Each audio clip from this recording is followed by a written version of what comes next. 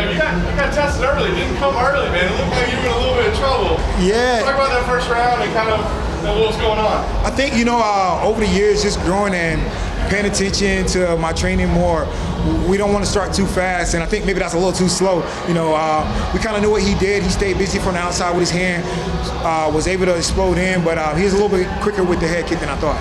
I'm interested. Was it really, as long as you've been in the game, was it really just a conversation with Dominic Cruz that convinced you to go, change your training approach? Yeah, it's funny because Dominic's kind of like a condescending, naturally smart ass, so for him to say, he looked at me I don't know, maybe 2 years ago and was like, we were talking about training at home and all this other stuff, and he was like, what about your previous fight? We was talking about that and training at home, and he was like, well, who's your coach? And I was like, well, he is. He trains my striking.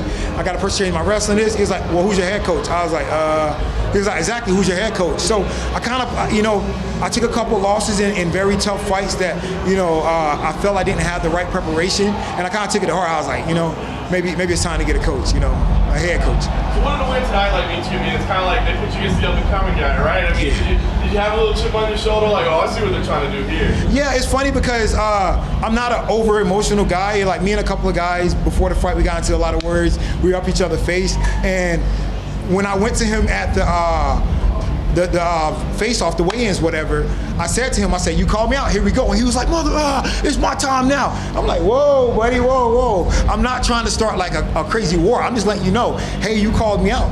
Show up, So I just wanted to let him know, he called me out. I took notice to it, so I definitely was going to match his intensity. You made your UFC debut December 2012, and you're still here competing at a high level. Not a lot of fighters have the longevity you've had in your career. What do you credit that to? Is it just self-belief or just proper training? What do you look at to still be able to compete at a high level? Just a lot of hard work. There's been a lot of times I came out here and didn't look really great. I made poor decisions out here, and I had people second guessing me. I was second guessing myself.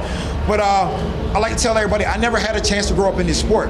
I was so good early. I got signed in Strikeforce when I was 6-0. So I was 3 fights, then I fought Jacare in my 10th fight, and I've been fighting for a year and a half. And this guy's fighting for 12 years, former world champion. So I never really got time to grow up. So right now, I'm older, but I still have my speed, my quickness, and I'm actually, finally growing up a little bit. You were the betting underdog in this fight. I don't know if you knew that, but you had a lot more experience than Ian, and even the losses you had were against top guys. Do you feel like, in general, people overlooked you in this fight? Yeah, absolutely. There's a little chip on my shoulder. I don't do a lot of media and during the week, so if people send me messages, I don't read them.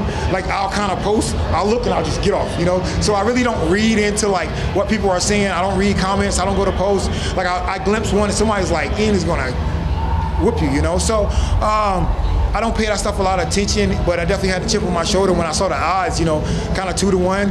I was like, okay, I don't appreciate this. I really got to go and show who I am and what I have. What do you feel like a win over Ian has put you in the division? Because he had a nice winning streak heading into this fight. Yeah, he was a top up-and-coming guy. I feel he can beat a lot of guys in the division. He already came in and called out some big guys and beat some big guys, So I feel it puts me right there, looking for a big fight right after this one. And what would a big fight look like for you? I mean, you fought a lot of the guys in the division already. Yeah, they got a lot of fights going on. They got Yoel and Costa going on. They have Candonier and Hermanson going on. So there's a lot of fights, or we can just take another fight, I'm going to get there. I'm going to get there and reach my goals, before I'm satisfied with the sport.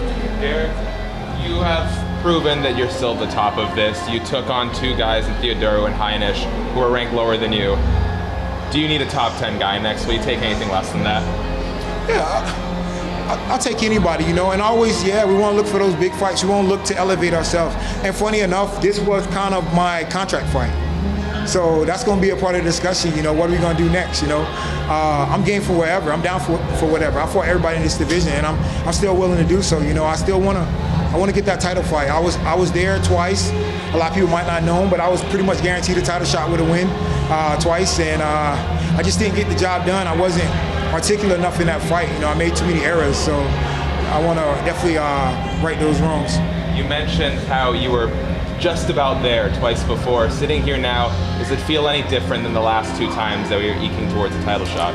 Yeah, I feel I still have the speed, I still have the willpower, I still have the strength and quickness. It's just all about applying myself. I can even get better, you know. I haven't peaked yet. I still feel I'm operating on about 70%. I still have a long ways to go up. So it's just now I'm going to take this time to really focus on my martial arts, focus on my striking, my jiu-jitsu. So when that next top fight comes, we'll be ready and capitalize on that moment. You talked a lot about training your physical strength and everything between the fights, but at media day, you said you looked a little too into those consecutive knockouts, and that kind of played into your fight against Whitaker. So how much are you going to be working on the mental game between these 2 fights? Oh yeah, the mental game is strong. You know, it's weird because these last 2 fights I felt blank. I was trying to feel like a little jittery, a little nervous, but I felt nothing. So I was like, man, this is weird. You know, I'm never nervous, but you know, you always like, okay, it's go time. But I'm like completely like blank, you know. So I think I'm doing everything I need to do to prepare. So I'm just kind of ready for the moments. Thank you, Derek. Congrats.